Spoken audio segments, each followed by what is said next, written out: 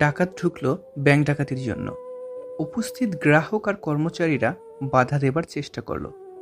ডাকাতেরা বলল, ভাই সাব, টাকা গেলে সরকারে যাবে, আর প্রাণ গেলে যাবে আপনার। আপনারাই বুঝুন কোনটা বাঁচাবেন। এই কথা শুনে সবাই বসে গেল। ডাকাতরা নির্বিঘ্নে টাকা নিয়ে চলে গেল। শিক্ষণীয়: মানুষের মাঝে স্বার্থভিত্তিক বিভাজন সৃষ্টি করো, তাহলে তারা তোমার অন্যায় কাজ প্রতিরোধ করার সামর্থ্য হারিয়ে ফেলবে। ডাকাতেরা তাদের নিয়ে আসা বস্তাভর্তি টাকা নিয়ে আস্তানায় ফিরে গেল। যে ডাকাতের এমবিএ করা ডিগ্রি ছিল সে বলল, এবার আমাদের দরকার আমরা কত টাকা লুট করলাম তা গুনে দেখা। প্রবীণ ডাকাত বলল, ধুর, এত টাকা গুনতে তো অনেক কষ্ট হবে। একটু পরেই টিভিতে বলবে কত টাকা লুট হয়েছিল। শিক্ষণীয়: অনেক ক্ষেত্রেই কাগজে ডিগ্রির চেয়ে অভিজ্ঞতার মূল্য বেশি।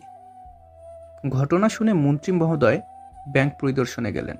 তিনি গোপনে বললেন, ডাকাতেরা শুধু কয়েক বস্তা টাকাই তো মাত্র নিয়েছে, বেশিরভাগ টাকা তো রয়েই গেছে। আর সেফ ডিপোজিট বক্সগুলোও তো আছে। আসুন ভাই সাব, আমরা এগুলো নিজেদের মাঝে ভাগ করে নেই, কেউ বুঝতেও পারবে না। শিক্ষণীয়: যে যত উপরে তার চুরি তত বড় এবং তার ধরাছোঁয়ার বাইরে। রাতে টিভিতে সংবাদ এলো, ব্যাংক থেকে 20 কোটি টাকা সহ 1000 ভরি সোনালংকার লুট। ডাকাতরা 1000 বার গুনেও তাদের বস্তায় 1 কোটি টাকার উপরে পেল না। আর স্বর্ণ অলংকার তো নিতেই পারেনি। অবশেষে ডাকাত দল ধরা পড়ল। রিমান্ডে গিয়ে স্বীকারও করতে হলো তারাই সব ডাকাতি করেছে। সবার যাবজ্জীবন সাজাও হয়ে গেল। শিক্ষণীয়: চুরি ডাকাতি করার ইচ্ছে থাকলে ভোটে দাঁড়িয়ে ক্ষমতায় যেয়ে করাটাই বৈজ্ঞানিকভাবে প্রমাণিত নির্ভুল পদ্ধতি। একজন টিচার তার ছাত্রছাত্রীদের নিয়ে শিক্ষা সফরে গিয়েছিল। তারা যখন ঘুরতে বের হলো, তখন এমন একটা পরিবার দেখতে পেল যার সদস্যরা একে অপরের সাথে চিৎকার করে ঝগড়া করছিল। শিক্ষক তার ছাত্রদের দিকে তাকিয়ে স্মিত হাসলেন এবং জিজ্ঞেস করলেন, তোমাদের কি ধারণা, মানুষ যখন রেগে যায় তখন একে অপরের সাথে চিৎকার করে কথা বলে কেন? শিক্ষার্থীরা কিছুক্ষণ চুপ করে ভাবল। তারপরে একজন উত্তর দিল, কারণ আমরা তখন মনের শান্তি হারিয়ে ফেলি এবং চিৎকার করি। শিক্ষক প্রশ্ন করল, কিন্তু আমরা চিৎকারই বা করি কেন? যাকে আমরা রাগ দেখাই সে তো আমাদের সামনেই আসে, তাকে যা বলার তা তো আমরা শান্তভাবেও বলতে পারি। ছাত্রছাত্রীরা অনেকেই উত্তর দিল, কিন্তু তারা কেউই তাদের নিজেদের উত্তরেই সন্তুষ্ট হতে পারল না। শেষে শিক্ষক তাদের ব্যাখ্যা করল, যখন দুইজন মানুষ একজন আরেকজনের সাথে রাগারাগি করে তখন তাদের হৃদয়ের মধ্যকার দূরত্ব বেড়ে যায়। এই দূরত্বের জন্য তারা চিৎকার করে কথা বলে, যাতে একে অপরের কথা বুঝতে পারে। তারা যত বেশি রেগে যায় এই দূরত্ব তত বেশি বেড়ে যায়, আর তখন তারাও তত বেশি চেঁচামেচি করে ঝগড়া করে। শিক্ষকের সাথে তার ছাত্রছাত্রীদের সম্পর্ক ছিল খুব খোলামেলা, তাই সে ভালোভাবে তাদের ব্যাপারটা বোঝাতে পারছিল। যখন দুইজন মানুষ একে অপরকে ভালোবাসে, তারা কিন্তু নিজেদের সাথে চিৎকার করে কথা বলে না, বরং মোলায়েম স্বরে কথা বলে, কারণ তাদের ভালোবাসা দুজনের হৃদয়কে খুব কাছে নিয়ে আসে। শিক্ষক আবার বলল, যখন দুইজন মানুষের ভালোবাসা আরো গভীর হয় তখন কি হয়? তখন তারা একে অপরের সাথে চাপা স্বরে কথা বললেও সবকিছু বুঝতে পারে, এবং এক পর্যায়ে নিজেদের দিকে তাকিয়েই তারা সবকিছু বুঝতে পারে। সে তার শিক্ষার্থীদের দিকে তাকালো এবং বলল, তোমরা যখন একে অপরের সাথে তর্ক করো, ঝগড়া করো, তখন এমন কোনো শব্দ ব্যবহার করো না যা তোমাদের হৃদয়ের মাঝে দূরত্ব বৃদ্ধি করে। যদি এভাবে চলতেই থাকে, তবে হয়তো এমন একদিন আসবে যখন এ দূরত্ব এত বেশি হয়ে যাবে যে আর কোনো শব্দই সেখানে পৌঁছবে না।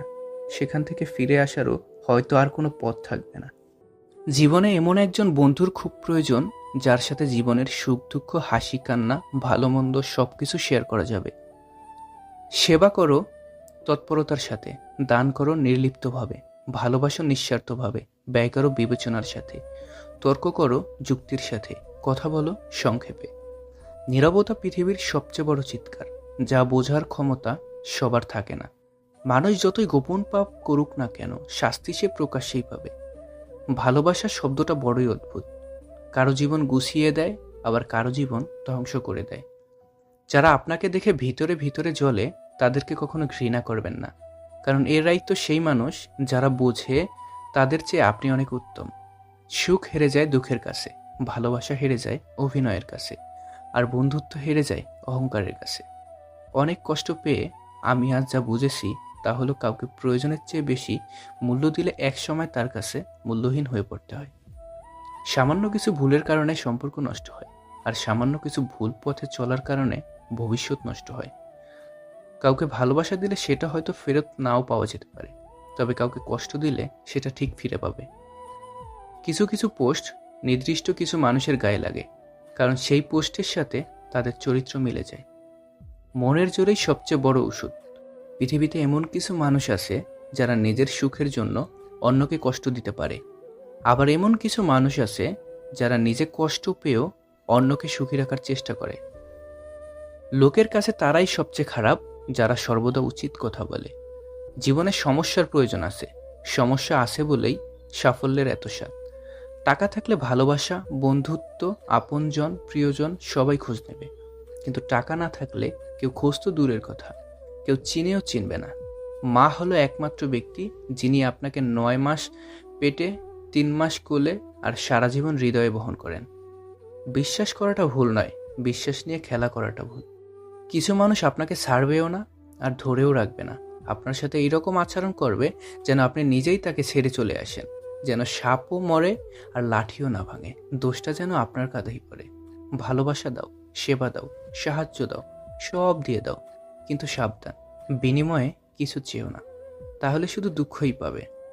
ছোটবেলায় গরুর রচনা পড়েছিলাম বলে গরু চিনতে ভুল হয় না, মানুষের রচনা পড়া হয়নি বলেই আমরা মানুষ চিনতে ভুল করি। কাউকে মনের ক্ষত স্থানটা দেখাতে নেই, কারণ মানুষের কাছে ব্যথা কমানোর মলম না থাকলেও ছেটানোর জন্য লবণ থাকবেই।